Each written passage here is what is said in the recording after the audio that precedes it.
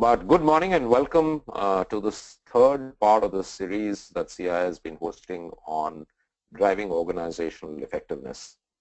This is a series of seminars or webinars that CII organizes really to help its members get exposure to a whole lot of different practices and, more importantly, challenge your thought processes in terms of what could be done in business, how do we make business more efficient and effective.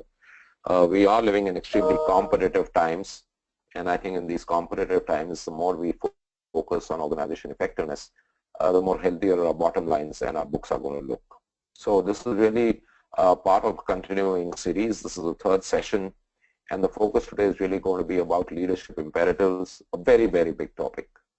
And I must say there's copious amount of work that has been done around this issue, phenomenal amount of literature available. And we're going to dive in and have a short, quick look at some of those most critical fundamentals that we need to be thinking about. Before I go further, this is going to be, at this point in time, a one-way audio communication where I will run you through, what is it that really differentiates, defines, and builds leadership, and how do we go about doing that. We will open up for questions after this is done. The questions will be done through your interface on the system, and you can just post your questions, and I will try and answer those questions to the best of my abilities. Unfortunately, Mr. Rao had to be away for some other engagement, so you have me here. My name is Ajay Verma. I think a few of you who have been coming on to these sessions earlier would know a little bit about me, but for folks who are on the platform today and listening to us for the first time, my name is Ajay Verma. As I said, I've spent 3 decades almost in business environments, in large corporate environments. I work with organizations from the US and from Europe, and I've run organizations of different sizes, different geographies. My last role was as a corporate VP for a French company, and I was responsible for running a business across India, ASEAN, and Australia, New Zealand. Currently, I work on a lot of consulting projects and work with different organizations. Had leadership positions all across, but more importantly, I've always been very intrigued and very challenged with this whole concept of leadership. And I think I'm going to try and share with you a few of our thoughts in terms of what leadership is all about. But let me first begin by sharing with you a very, very interesting quote, I think, which to me is a summation of what leadership is all about. This is a quote by Dwight Eisenhower. Some of you may remember him. He was the 34th president of the US. And interestingly, today is his birthday as well. He was born on 14th October, And he has this brilliant, statement which he made, which, like I said, is a great summation of what it is all about. He says, leadership is the art of getting someone to do something you want done because he wants to do it. I'm going to go a little slow once again on this so that we get the import of this. Leadership is the art of getting someone to do something you want done because he wants to do it. And I think that's a brilliant way of putting the whole subject in context. Yeah, leadership is a very different animal. It's a very different world. And we're going to start today by looking at a few different things. So once again, welcome. And I think, very strong belief that leadership is really about getting people around you successful. And it's not about, doing things, but it's really about helping people do things. And that's a very, very critical element. My observation also has been that, there are a lot of leadership challenges that you see around the world in corporate organizations of all sizes, hues, natures, industries, verticals, geographies. There is a leadership challenge out there, and I think in our own way we're going to try and highlight a few things that I think can really go a long way in terms of addressing this issue. So just a little bit about who we are. We are an organization organization called Strat to Results. Our focus is really helping businesses deliver results. Just a few examples of some of the work that we've done, working with a very, very large industrial automation organization. We help them drive 2x of market growth for 2 consecutive years now. So they were very clear. The leadership was very clear that they actually wanted to grow double the market rate, and we've helped them do that for the 2nd year in succession. In fact, the year just closed about 14 days back. September was their year close. Another very interesting change management program, which encompassed about 8,000 people. NPS is a index that you use to really look at how you're doing as far as customer perspective is concerned. So NPS basically stands for Net Promoter Score. Some of you may be familiar with it, some may be using it in your organizations, but it basically hinges on the fact that in today's world you want customers to be promoters and not just be satisfied and loyal customers. So this company was really in a bit of a challenging situation. Their NPS score was floundering at 19, and an intervention over 7,000 to 8,000 people and counting. We've got them, actually the number that we have, which again came in last month, is actually it went from 19 to 43, and now it's gone to 57. Best in class in their industry, and their best track record anywhere in the world. So this is with this thing. Work with a very interesting auto ancillary company. It's actually a tier 1 supplier, and they have this concept of 4 walls. 4 walls fundamentally means that 4 different dimensions of business that they want to look at, and we help them actually do a significant growth, and again help them be top of the heap in their global environment as well. So not that we work only with global companies, we work with a lot of Indian companies as well. That's what we try and do, focus really on sales operations, sales execution, and business execution. So that's what we do. But yes, leadership is a fundamental pillar which is required for any of these to happen. So what we're going to cover today, 2 key things. One, what are the fundamentals, right? As I said, it's a subject about which much has been spoken, much has been written, and much will be written and spoken in the future. But we're going to try and take a quick little snapshot and fundamentally start looking at, how do you evolve to become a leader versus being a good manager? And not to say, good managers are not of much value. They are very critical. But leadership is something beyond just that. And I think to me, a lot of it comes from your mindsets, how you think. We'll look a little bit into what are the attributes and a few styles. You've got to also remember that fundamentally leaders are very malleable. They will evolve, they will change, they will engage in various different fashions with different people. And I think that's going to be a very key element as well for us to understand. It's not one single humongous, whiteboard where everything happens in one particular fashion, but it actually has a lot of nuanced behaviors that exhibit. And then, of course, a little bit on competencies.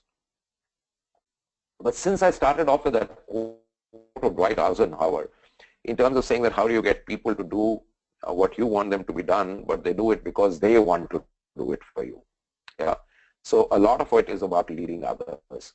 And we're going to look at a little bit of a framework which I'm going to share with you, and towards the end of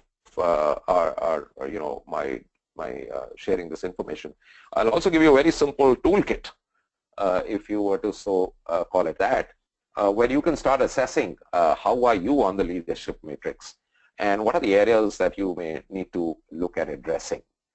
So let's look at leadership from a very simple paradigm. Leadership is no destination. It's a journey that you constantly do, right? And it starts with fundamentally leading yourself.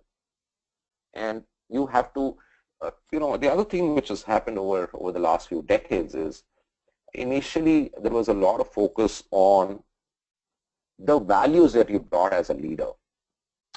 But growingly, there is a lot of thought process that leadership is not just about the values, it's about the values in action. It's about the actual behavior that a leader conducts and not about what his fundamental values are. So I might have all the right values set, but if my actions are not supported by that, then I think you are missing a big trick in terms of really moving up this evolutionary phase. And then of course we talked about the fact that it's really working with others, and that's how you lead others, is when you work with them. And that's really about actions, as I said earlier. But more importantly, at each stage you will have a lot of insights. And every time you will have to go back with those insights and introspect a little bit and start on the cycle once again. Which is why I said leadership is really not a destination, it's a journey, it's a constant process of evolution. It's a process by which you become better every day. Tomorrow's got to be better than today, and today is better than yesterday. In terms of how we work with others and how do we get others to do what they are supposed to do and the direction that we want them to move into. So I think this is very, very important. As you start working on these fundamentals, you will have to constantly do a checkpoint. And to me, one of the important elements is leaders have a very high degree and ability to introspect. Because if you don't introspect, how would you bring about changes that may be required, right? So I think that's really very critical. But let's first get this understanding very clear about leading versus managing. Yeah, I mean, organizations will get people to move up hierarchical levels. Great performers will become manager. Managers will then become manager or managers, and so on up the corporate hierarchy. But does that make everyone a leader? And does somebody automatically become a leader? I think there is a very, very critical difference there, is that one category of people are focused on doing the right things. The other category is focused on doing things the right way, right? No prizes for guessing. The manager is really fundamentally focused on doing the right things, right? Great efficiency, process discipline, result focus, execution ability, the whole 9 yards of it. But I think a leader goes beyond that. He says, what are the right things to be doing? What is it that I need to do for the business? And then getting people to do all the right things, right? So that's really a key difference between being a manager and being a leader. A huge chasm lies between this. We might get to leadership positions, but do we really articulate and exhibit leadership traits is really the question that one has to ask oneself. And I think that again takes me back to my point of saying that it is a lot of introspective process. But let's look at this. You know, in your real world, there are a lot of driving forces that are there, right? And any typical organization, you'll have multiple different forces which propel you forward. Now, these are technology, people, finance, the focus that you bring to business, the infrastructure you create, the processes that you may have. These are the driving forces that typically move and propel a business forward, right? And managers are great at focusing all of this. But this gets you only to your current results. Now remember, leadership is not about driving current results. That a manager can do very well, right? Leadership is about driving, for some of you who would have probably attended one of the earlier sessions when I talked about this whole concept of non-linear growth, which is also the example I shared with you right in the beginning when I was introducing our company, is about growing better than what the market is growing at, creating a new path, a new direction, new goal for the company, which is not linear, which is not the market grows at X%, we're going to grow at X%. You've got to grow non-linearly in today's world, especially if you want to really take leadership positions in your markets. And then obviously that leadership position in the market is going to get driven by leadership within the organization. While this is happening, there are restraining forces. You know, you want to go to a desired result, but there are pressures that are coming to you all the time from the other side, which are creating this problem that between the current and the desired results. And these restraining forces are typically low commitment levels. I would, no might be a very strong word that I used on the slide, but it's about low commitment that you get in the organizations. It's about low levels of teamwork, a fair bit of conflict, without going into and using the word politics, but yeah, a lot of conflict in the organization. Not having vision, I think one of the biggest roles that a leader plays is setting up that vision, and we'll talk about that. And you've got to remember, all of this somewhere is connected to trust in an organization. Now, this might sound a little bit like an old worldly statement, but I think trust is the difference between great organizations and average organizations. Organizations who deliver a stellar, superior performance all the time have very high degree of trust within the organization. And a leader's primary role actually comes in there as well.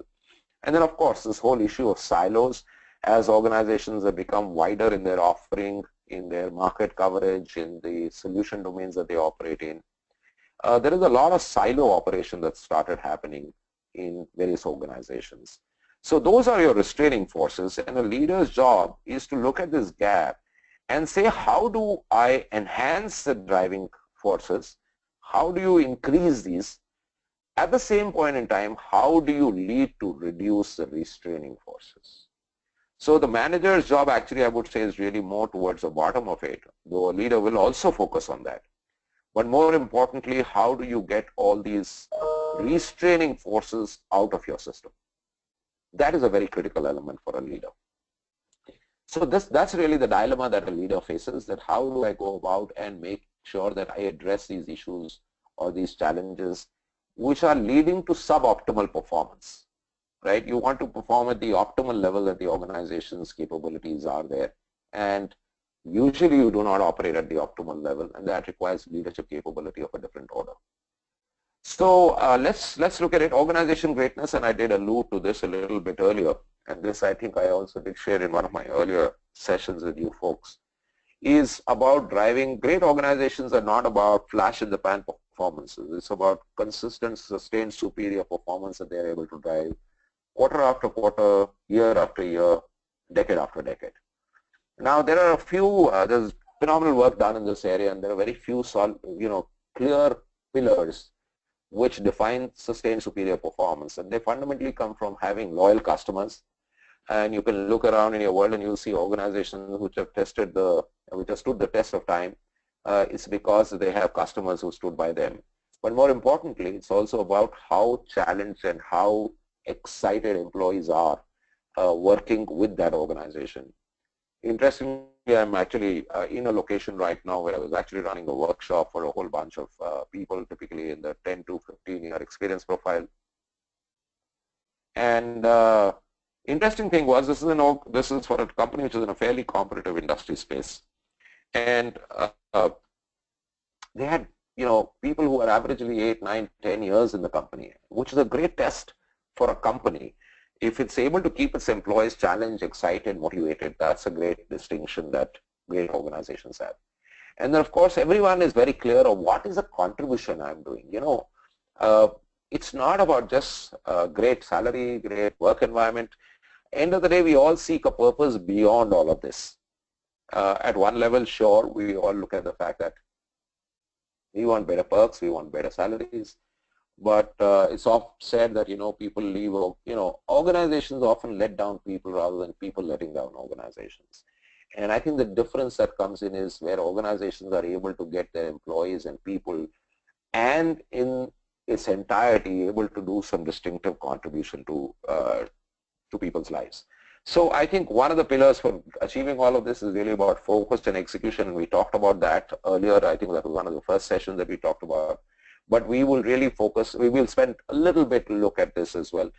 And then of course it's about people. End of the day, every business is about people. It's not about the technology that you take to market. At the core of it, it is about people. And then of course all of this has to be cemented and brought together by great leadership. So if you want to drive your organization to greatness, how is it that you're going to go about? I think it's fundamentally about your mindset, right? And again, very, very simple to state, but I think the Stephen Covey quote is widely, I'm sure a lot of you guys would have exposure to this, is if you want to achieve what you've never achieved before, you simply have to start doing things you've never done before. The challenge that I see a lot of leadership displaying today is that they will set out that this is what we want to do, which is very different, but at the end of the day we go and do the same things, and then how do you expect a different result to come out? This is also what Einstein said in his theory of insanity, is that, keep doing the same thing, expect a different result. That's insanity. And that's what Mr. Covey is also saying, that if you want to achieve things you'll never achieve, you will have to do things differently. Some things that you have. So a leader is absolutely comfortable moving out of his comfort zone. He's not one who is okay to live in his comfort zone, because as long as you live in your comfort zone, you are going to go and do absolutely what you had done earlier. And no wonder then you will say the results are not what you expected them to be. But the key attributes that define a leader are really about vision. And I think we talked about the fact that distinctive contribution, engage employees. Uh, how does a leader start looking at it? First, he needs to have great clarity of thought himself. Where is it that we want to take it, and why should we take it there? And what is the logic? What is it which will value all my people around? So you require great vision if you want to create a distinctive contribution in the marketplace, or in your organization, or in your personal life as well. And these leadership traits are as applicable to your personal life as they are applicable to your professional world. He's got to have courage. Yeah, because getting out of comfort zone automatically means that you have to have the courage to do something which you are not very comfortable with, which you have not done earlier. And of course, all of this is really a lot driven by integrity. Now imagine an organization which talks about the fact that we have very high integrity standards, but if the leadership team itself is not displaying that in action, it's not going to take you anywhere. Yeah, so you've got to live up to a very, very high moral standard in your actions. Again, I'm emphasizing it's really not about having that moral standard, but actually living it in every single moment of how you go and conduct yourself. The other thing to keep in mind is leaders are under 24/7 scrutiny. A leader never gets a day off. A leader is never not visible. Every action, every communication, everything that a leader does is always under scrutiny. And therefore, integrity is of very, very high requirement. Challenges there, but I think I have great hope and great faith in the basic value system that all of us grow with. And I think somewhere within us, it's all there. And I think because leaders have the courage, they will stay a different and steer a different path altogether. Lots of different examples. Right now, we are seeing very interesting leadership. This thing about the U.S. elections, and without getting into the politics of it, humility. I think that's an art. And if you look around yourself and see leaders who you respect and who you really think are great leaders in their own position, you will find that none of the leaders are really boastful of what they are doing. Yeah, they are usually people with a very humble approach to things. There's very, very important value again, because the leader also realizes that whatever is delivered because of the people around him and not only him. So I think one of the things you have to do as a leader is really move away from this whole thing about the I, me, myself syndrome, and start realizing if you are in that I, me, myself syndrome, my suggestion is go and do some reality check. Your leadership journey is not going to be very successful. I'm not saying you're not going to be successful, but will you be respected, looked up to, and be able to lead people to go and do different things? They may do it because of a hierarchical source of power, right? But a true leader never ever leverages the hierarchical source of power. He leverages a personal source of power and influence over people. So I think that's a very important element. And of course, from a business perspective, it's really a lot about strategic planning. He's able to think and envision scenarios. We all understand that we live in a VUCA world today. VUCA is simply volatile, uncertain, complex, and ambiguous. That definition comes from military parlance. But yeah, in this VUCA world, whenever you do your planning, you always have certain known unknowns.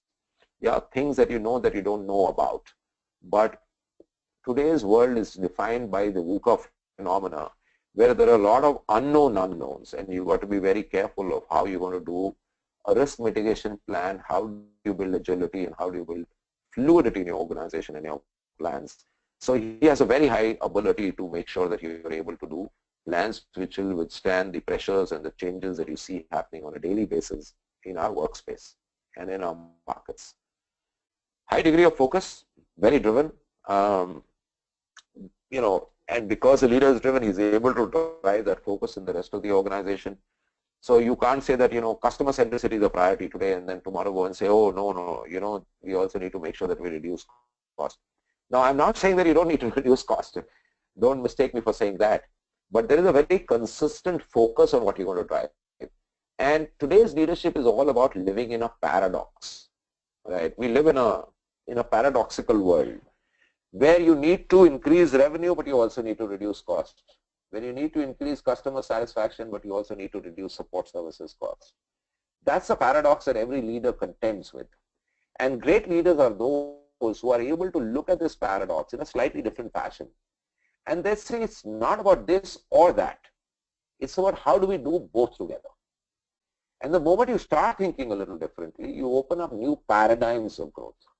How do we ensure that we are able to do great customer satisfaction at the same point in time? If we save money because our satisfaction levels are higher, how do we start optimizing our support costs, right? And once this cost is there, we will go and reinvest into our product and make sure that our customer satisfaction level goes up. That will allow us again to start reducing customer support costs. So leadership is, great leaders are ones who are able to embrace the paradox and convert it into a new paradigm altogether. Cooperation, execution, absolutely. Leadership is all about people. It's about working and getting people to work for you and work with them. And then, of course, there is a great focus on the execution part of it, because at the end of the day, that's what delivers results to you. So those are really a few of those attributes that I thought I'll share with you. But more importantly, how does the leader operate, right? And this is just a simple matrix, and there will be nuanced views to this as well. But yeah, there are 4 distinct styles that typically leaders have, right? And not to say one is good, one is bad, not to say that you operate only with one style. A great leader is one actually who's able to move around this whole matrix, right? Coaching requires different skills, different approaches compared to delegating or compared to directing. So a great leader is actually somebody who's able to do all of these at different points with different audiences, depending on, a leader is very good in understanding the person in front. And therefore, he takes on a different role with different people. So let's say there is somebody who needs a little bit of directing. A leader will actually direct that, because at the end of the day, we must also recognize, especially in the corporate world, there are companies that are not democratic institutions. At the end of the day, the leader has to take the call. So at times, the leader will need to step into the directing framework, right? Where he'll be very direct in terms of defining roles that need to be done, achievements that need to be directed, to be driven. Very clear about giving feedback and a whole lot of other things, right? But then at times he will also step back as he sees the maturity of his team start to increase and say, listen, I'm just there to facilitate. I'm just there to, ask you the right questions so that you can start evolving and coming up with the right answers. And at times, if there is a next level coming up, because leaders are also great in identifying next leaders, right?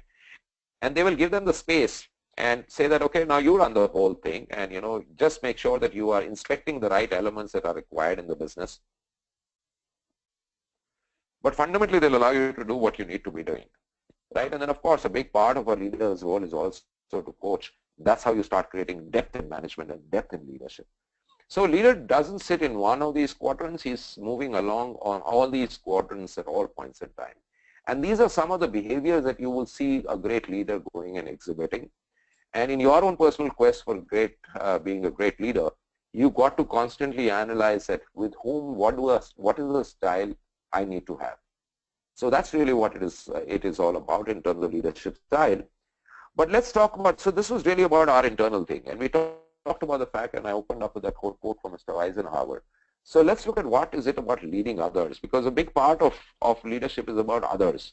So here is a very simple framework that I'm going to share with you. As I usually do, I'm not going to spend too much time on these slides because I'd rather have questions from you and answer those questions. But very simple framework, how you get to lead others. Now, there has got to be method in all of this. Leadership is not about just gut feel. It's about a lot of system process orientation. It's about how do I create something which is going to live on beyond me.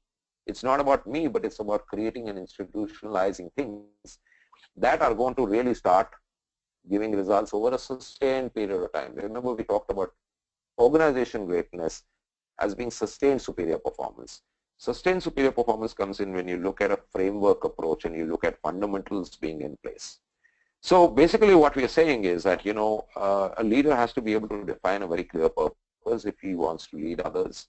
Second, you got to align systems and processes to support this.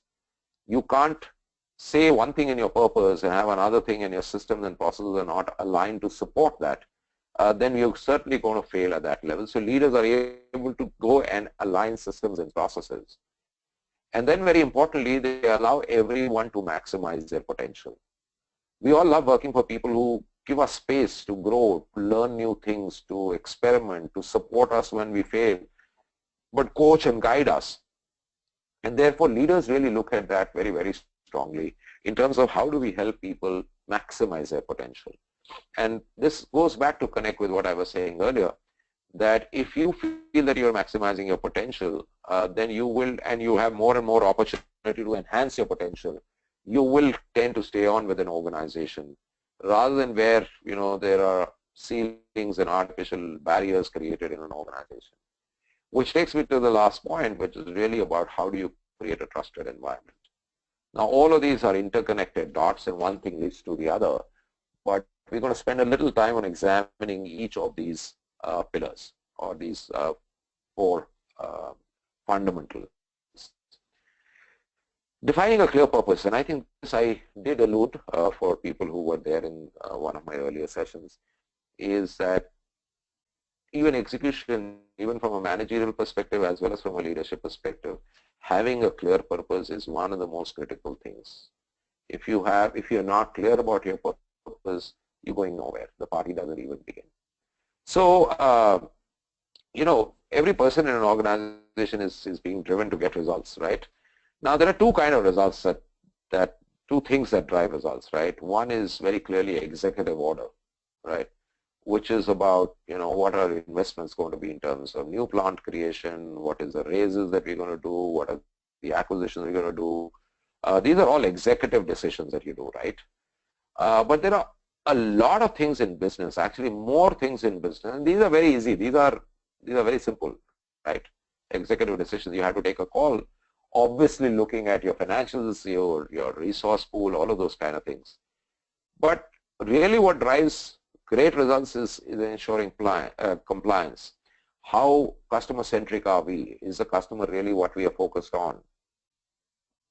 A lot of organizations have multiple layers before they end to go to a market, depending on what business you are in. You know, you might have intermediaries. What is the quality of relationship you enjoy with them? Operational efficiencies, product quality, and so on. You can go on a lot about all of this. And this is a challenge. This is not easy, because this you don't do through an executive order. This is where you get people to start doing things differently, right? And that's where leadership is all about. How do you get people to start looking at things differently? And the fundamental thing is really about having a very clear focus. So and this is something which I very strongly believe in, and we talked about this in the first session that we did, was really that the framework to do great execution comes out of this three simple words, which is what we call the FED quotient. F stands for focus, E for engaged employees, and D for discipline. Now, it's great to have you know, high focus, but if you're employing and discipline, but if your employees are not engaged, not really coming to the party, then you will have incremental results, but you will still have a challenge, because you know, the employee's heart, mind, soul is not there. I just don't want him to walk into my office as a warm body, right? If his heart is not there, you're not going to get superior results. You're going to get only incremental results. If you were to look at the fact that, you know, you have low on focus, you're low on discipline, you're low on engaged employees, results are going to be a big challenge. The third quadrant is really about very high engagement, but focus is low, discipline is low. So people are very excited, but there is no clarity where we headed out to, right? There is no method to the madness in terms of the discipline. You will get short-term results, but your systemic issues will start cropping in. And therefore, what really drives sustained superior performance is fundamentally high focus, high engagement, and high discipline. Now, going on to really this focus point, you know, there is enough work done in terms of the fact that, you know, there is a law of diminishing marginal utility or diminishing returns, right? And there is statistical evidence now done after a lot of research that you can go ahead and put goals, and a lot of goals, and I know in your organization you put in a lot of goals, but great leaders are not enamored with that. They are very clear that, you know, results cannot be driven by this, because what starts to happen is that beyond 3 goals, your actual yield starts dropping. And there is enough evidence, but, you know, look at the organizations we work in. I've seen goal sheets which are scary. 12 items in a goal sheet, and I've asked the person as to how is it that he's ever going to go and meet those 12 goals, because it's actually physically impossible to make sure that you'll cover all those things.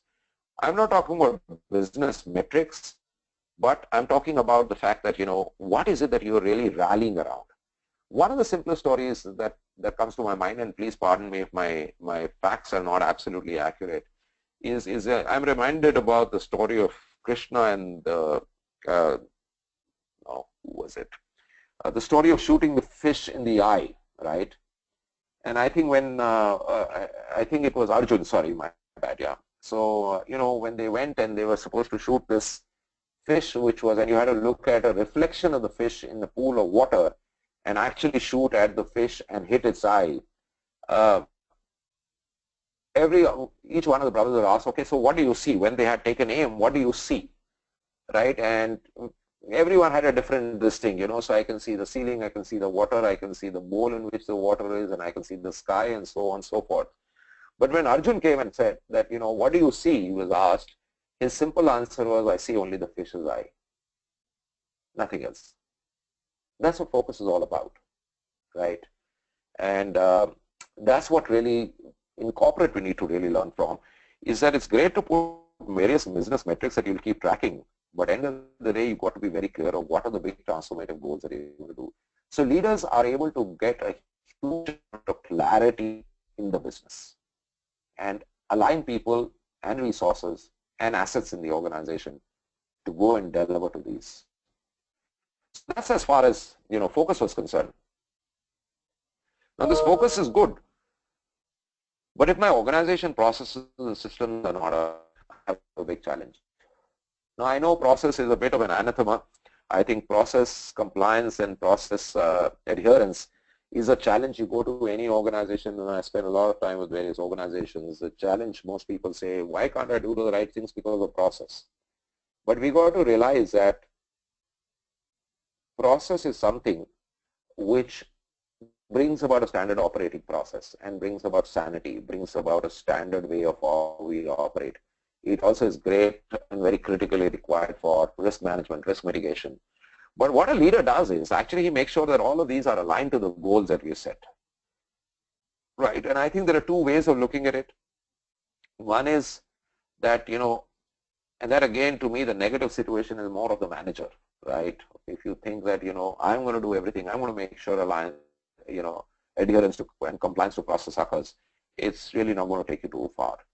I think it's really about how the leader views these processes and ensures that he creates a system whereby long-term goes on, right? And it's really about those 2-3 important metrics that you want to drive, or your business goals that you want to drive, because leaders are always pushing at non-linear growth.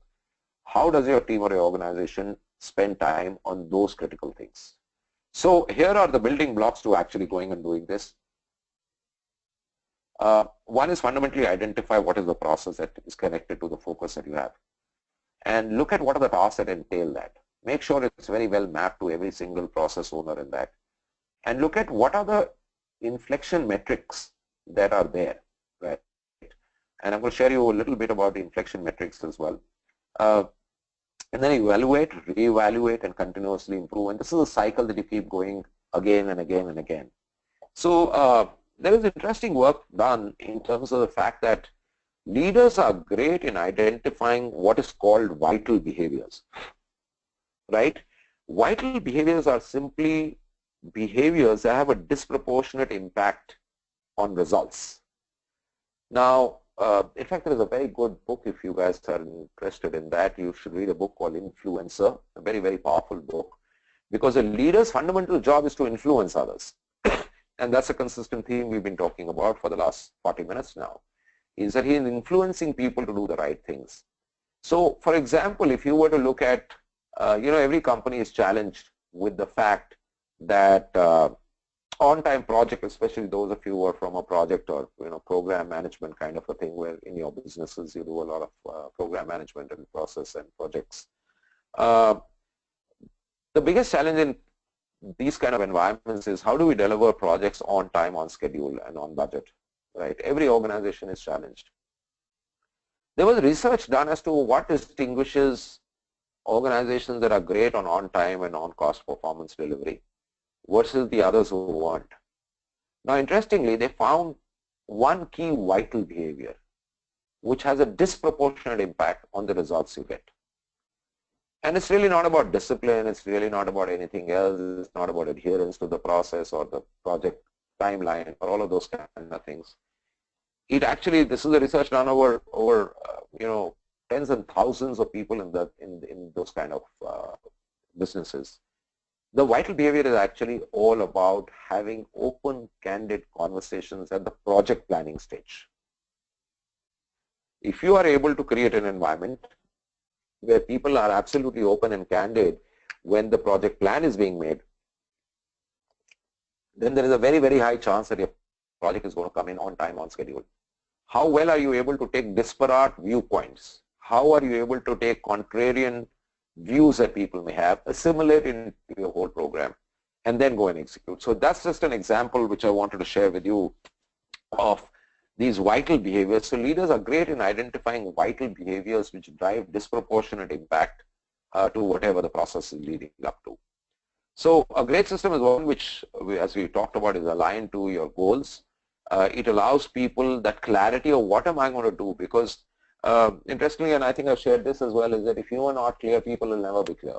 And if they never be clear, they'll never be able to give their best. So I think that's really very, very critical. And that's a great part about leaders, that it's really not the leaders who do anything. It's the processes that they put in which allow the performance and their operation to be driven, right? And as I've been saying earlier, it goes well beyond what the leader's life in the system or an organization will be. So I think that's really what great systems are all about. Quick look at what about maximizing potential.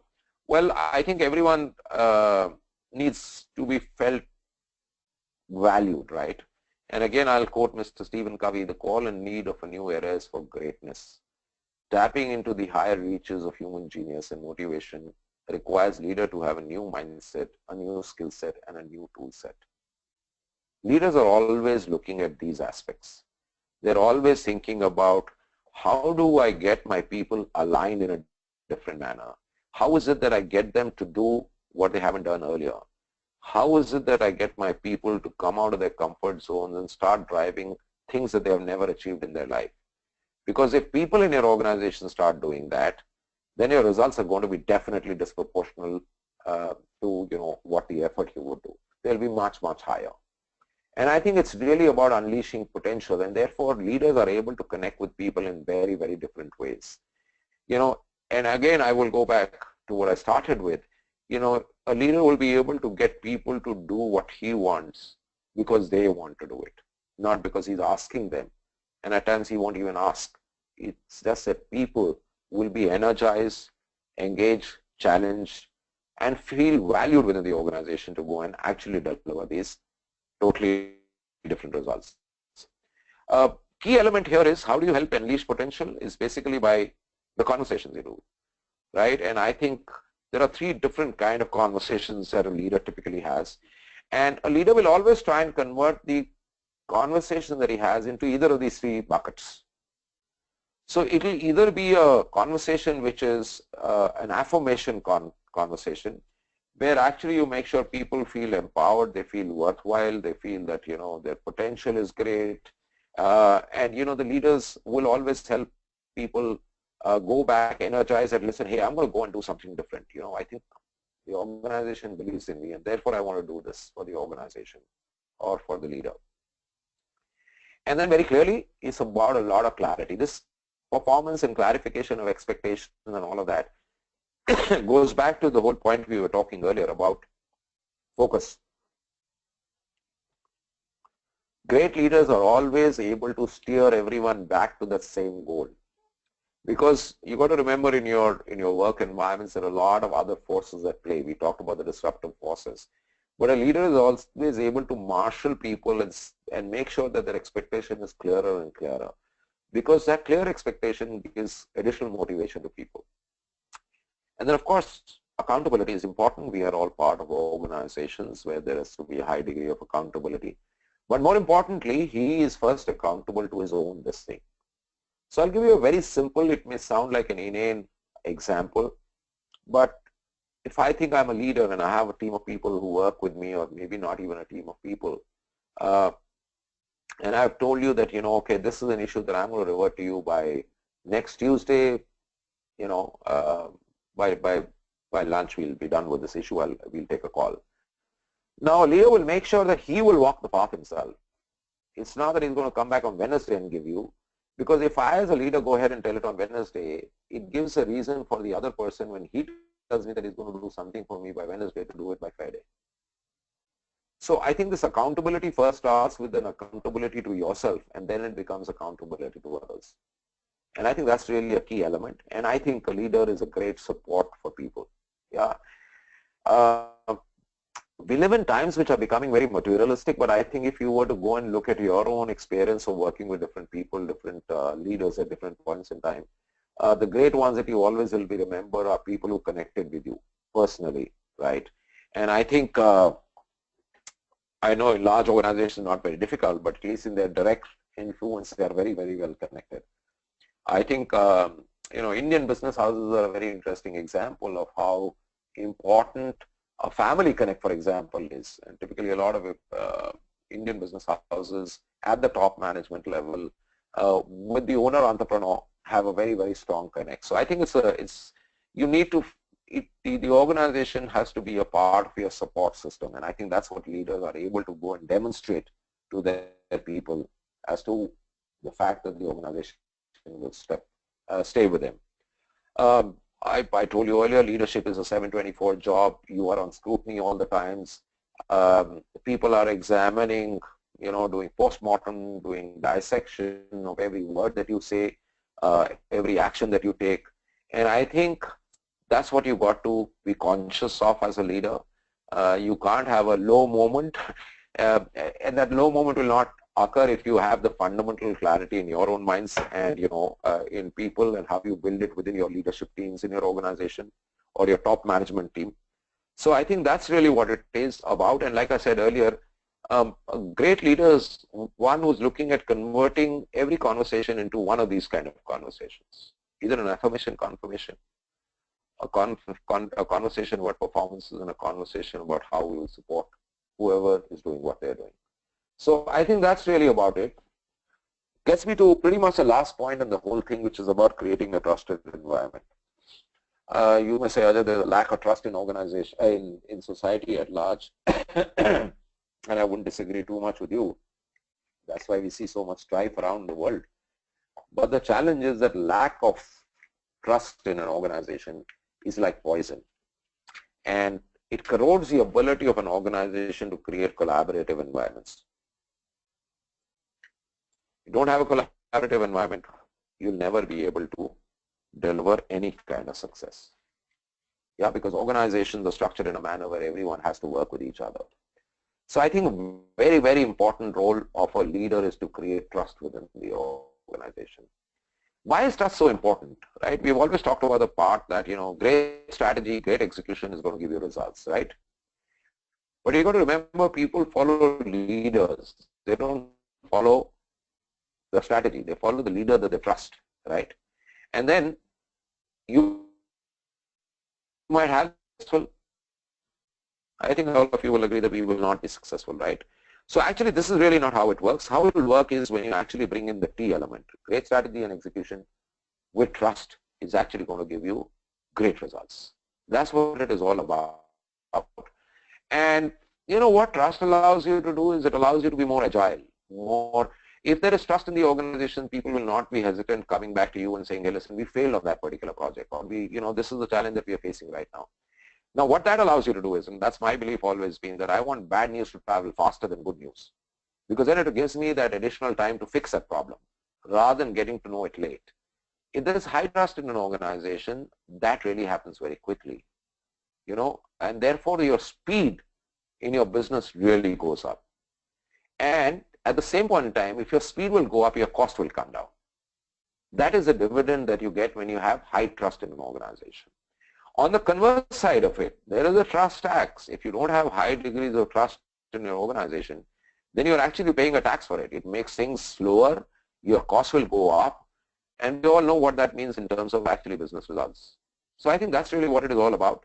Again, there is interesting research done on this that, a 10% improvement in trust actually leads to a 35% improvement in pay, which is because the company performances go up. So that is how critical trust is. And trust is very ephemeral. It's not easy to define, right? It's a lot of things. It's not just about character. It's not just about competence. It's a lot of things that come in between. And I think this to me is really what defines trust. It's made up of both competence and character. Character is a foundation. And I've been talking about the fact that all of these have to be foundational. And we talked about integrity, we talked about intent, we talked about capabilities, and obviously you got to drive results. Capabilities and results are really the top of the thing that you see, right, which is really the competence frameworks. All of your organizations would have different competence frameworks. But it's really the character which are the roots, and if the character is weak, then you'll have a problem in your competencies as well. You might have great metrics that you put in place for competence building, capability building, but you still run into problems there. So this is what it is about, a quick primer of what you could do to build trust in your organization. There is a very interesting couple called Dr. Michelle Rayner and Dr. Dennis Rayner. And this couple used to work with specially able children. Now, unfortunately, there are, at times, God or whoever makes children actually wires them a little wrongly. And they used to work extensively with these children. Working with these children, they realize that it's not one single kind of trust. It's not a homogeneous mass. There are actually three different kinds of trust. There is competence trust, there is communication trust, and there is contractual trust. So I'll give you a simple example of how this would play out. So let's say there is a child out there who doesn't walk. I first need to validate whether the child has the competence to walk, right? There are no neurological issues, no physiological issues. The inherent competence to walk is there. I then go and tell the child, listen child, walk 3 steps and I will give you a candy. So I do the communication and I do a contract. You do this, I will do that. The child walks 3 steps and I can hope that next day I can come and walk and tell the child, listen child, walk 5 steps today and then I'm going to give you a candy. But imagine a situation where the child walks 3 steps but I don't give the child a candy. So it's really not about practicing one of the 3 or 2 of the 3, because if I don't give the candy, the child the next day would definitely not even walk 1 step for me. So I think that's really what it is about. When you work on all these 3 dimensions is when you start building your capacity and capability within the organization for trust. Now here are a few things that you could do, right, to build trust on all these 3 dimensions. And I think it's very, very simple. Acknowledge people's skills and competencies. Great trait of leadership. That's how you build trust in the organization. Allow people to take decisions. Involve everyone, right? Help people become better than what they were yesterday. Share information. Yeah, I agree. There is, sometimes we get into the mode of need to know basis, but I think today people are well informed. Grapevines are much stronger in organizations than formal communication networks. Sharing of information is very, very critical in making sure people are aligned. Tell the truth, admit mistakes. I think, the humility in a leader will always allow him to say, listen, hey, I made a mistake. It's okay. Which gives other people the confidence that it's all right to make mistakes, because after all, we are all human. We are not superhuman, right? So I think these are very, very simple things. Keep agreements. Be consistent. Yeah, you can't suddenly start changing goalposts. So you got to follow these basic, simple trust behaviors, and that's where you start building up the whole cohesive framework that we talked about. Is in terms of how do you lead others? Is really by defining a clear purpose, aligning systems and processes in your organization, in your business units, to the goal that you have, the clear purpose that you have, and then of course allowing people to maximize their potential. They'll be able to maximize their potential once you create a trusted environment. If you can't, all else will fail. So very clearly, leadership has a lot of things to be done, a lot of fundamental issues there. I haven't really gone on a very standard textual model, but this is more really in terms of our own learnings and our own introspection and our own work done on the leadership space with a lot of different companies. And this is what I wanted to share with you. I told you right in the beginning, I'll give you a takeaway on this one very clearly. I actually have a full questionnaire. Okay, this is just a snapshot of that, which is your self-assessment questionnaire. You know, how do you say where you are? Not only that, it'll also tell you what are the areas you need to focus on. What are the areas you need to work upon to move on this whole evolution of being a better leader today than I was yesterday. So in case any of you guys want this, just pop me a mail. There are 50 such questions out there, and I'll tell you how is it that you're going to use this tool set, which is for your own self-leadership assessment, and you can write it to me at the address that I've given here, and I'll revert back to you. So with that, I'm ready to now take on questions. Like